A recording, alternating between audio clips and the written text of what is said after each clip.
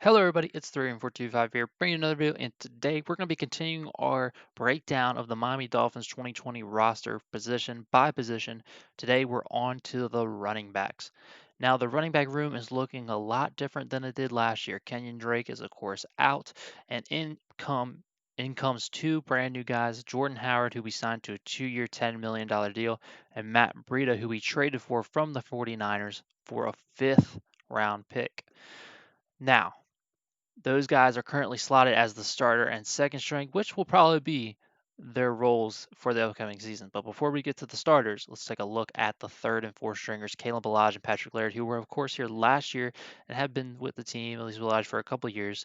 If I were me, I would put Patrick Laird above Kalen Ballage because when Kalen Ballage was on the field, it was awful. He did not have any ball carrier vision whatsoever. He couldn't see holes. Of course, there wasn't many of them, to be fair, but anytime he was on the field, we were not having any sort of running attack at all. I think he averaged less than 2 yards to carry, which is historically awful. Historically awful. I would be surprised if Kalen Balaj is on the team come the season. He'd probably be on the practice squad or something like that just because of the current situation. But if it wasn't for it, he probably would be on the waiver wire. Now you have Patrick Laird, who a lot of Miami Dolphins fans love to hype up. I get it, it's a feel good story, just from undrafted rookie to NFL starter. No one even knew who this kid was. But let's be honest, when he was on the field, he was average at best. And that's at best. He was a lot better than Kalen Balaj, but that was because Kalen Balaj was awful.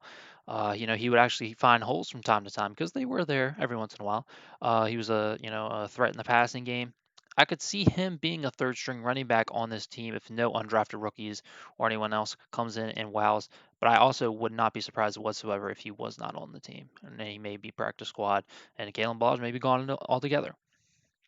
Now, that we have the backups out of the way, let's take a look at who we believe to be the starters, of course, barring injury, for this Dolphins squad in 2020. First up, we have Jordan Howard, who, of course, like I mentioned, signed to a 2-year, $10 million contract.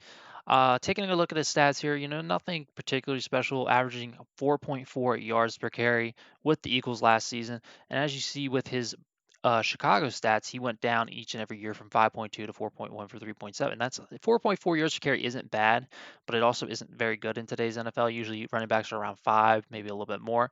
Um, he's not much of a threat in the receiving game, as we will see with Matt Breida. Uh, and he was hurt a good bit last year, only having 525 yards, but 6 touchdowns to go with that. So you can obviously see that they were using him more in the goal line situations, to pound the rock in. And I could definitely see him being more of a power back for us.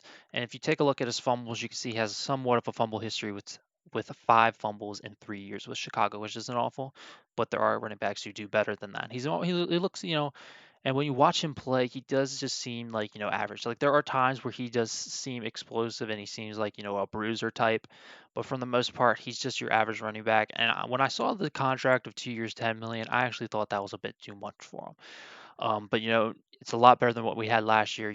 For him to come in, we might have like a thunder lightning type combo with Matt Breida. So Jordan Howard being that bruiser back, someone you could put in the goal line situations, because that's not what Breida is good at. He's more of fast, explosive type, whereas Breida might be their goal line back, like Kalen Balaj was for us, but better obviously. So nothing crazy there with the stats, of course, because he was injured. So we just need him to stay healthy, and he could be a good bruiser for us. And I think that if he does stay healthy, he can end up perhaps becoming worth that 2-year, $10 million contract. Now, moving on to Matt Breida, who we traded for a fifth round pick. Now, when I saw this on draft day, I was like, oh my goodness, why aren't they drafting a running back? Why aren't they drafting a running back? But I'm happy that they were able to get this good of a running back for a fifth round pick, which usually amounts to nothing. So, taking a look at his stats, to be fair, Matt Breida felt like in that San Francisco squad with Raheem Mostert, Telvin Coleman, and then Matt Breida, of course, he always felt like the third back once Raheem Mostert came onto the scene. He kind of felt like that third back almost. But when he was given the opportunity to play, he was very good, averaging 5.1 yards per carry last year and the year before that 5.3, having a total of 623 yards last year, only one touchdown, which shows that he wasn't in there on those goal line situations. One thing he is good at is catching the football out of the backfield. Not too much there, but of course he was holding he was sharing the load with two other running backs, which is going to bring your stats way down. But with 120 yards, that isn't awful, and one touchdown in the receiving game. And if you look at this stat, his longest run last year was 83 yards, which just continues to prove the explosive point, right? He's an explosive running back who, if he hits the open field, there are very few guys in the NFL who can catch him. I love using this guy in Madden. I'm excited he's going to be on the Dolphins in Madden because he's a 95 speed running back, the fastest running back in the game. And I'm sure when we see him on game day, we're going to see that 95 speed go to work.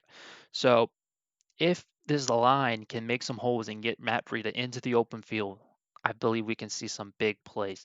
And I believe we're in a lot better position than we were last year. Kenyon Drake did play well when he was in last year. I think Kenyon Drake is a very good running back, and we saw that last year with the Cardinals. And I think he will continue to be a good running back there.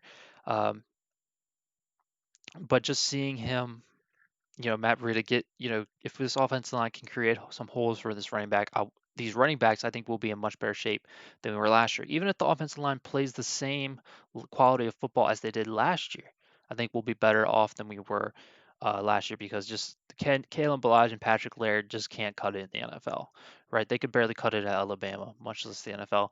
So I'm glad that we were able to pick up two new studs to hopefully round out this running back room.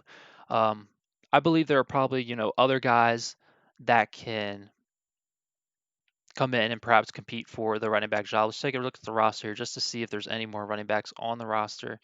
And there is, and I'm glad I checked. Malcolm Perry, who we drafted as a rookie from Navy. He actually played quarterback at Navy, but as you know, if you watch Navy football or college football, Navy is a read option type offense, so they rarely ever pass. I think he only passed like a couple times. So he actually played quarterback for them, but it was pretty much a running back position. But he can also line up at wide receiver. He's going to be a very versatile piece, and I think he has a very good chance of being a very good player and beating out Patrick Laird or Kalen Ballage. So yeah, guys, let me know what you guys think about the running back room. Who do you have the most high hopes for? Is it Jordan Howard and Matt Breida? Maybe Malcolm Perry, Patrick Laird fans out there? What do you guys think? But anyway, guys, thanks for watching. I hope you guys enjoyed. Tomorrow we'll be looking at the wide receivers, who I'm very excited for. But until then, thank you for watching, and I will see you next time.